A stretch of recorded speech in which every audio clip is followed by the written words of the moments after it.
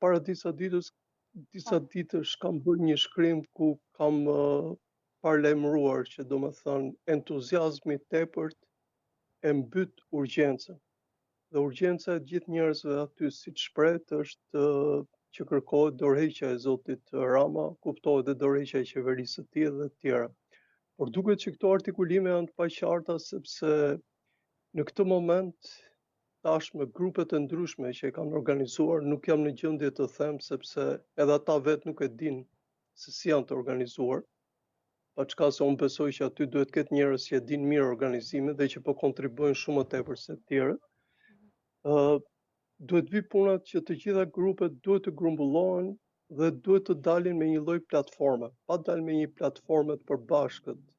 dhe individ të cilët i përfaqësojnë, që mund të jenë model për sa i përket mënyrës se kujt duhet t'i drejtohesh, me këtë të flasësh, me këtë të ndrosh, mënyrën se si do artikulohen më vonë gjërat e tjera. Unë besoj që protesta do zgjasi, por gjithsesi me kalimin e kohës do ketë edhe ciklet e veta, ciklin e rënies, ose për shembull nëse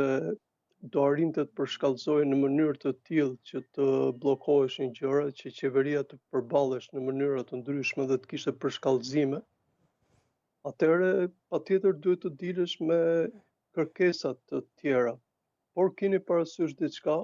në momentin që ti heq nga ekuacioni çdo krah politik, kur nuk do të bashkëpunosh me asnjë krah politik, dhe kjo është e arsyeshme në mendimin tonë për shkak sepse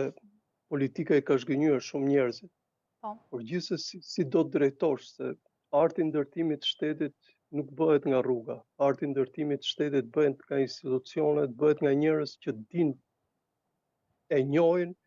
dhe që dinë të kontribuojnë për shtetin.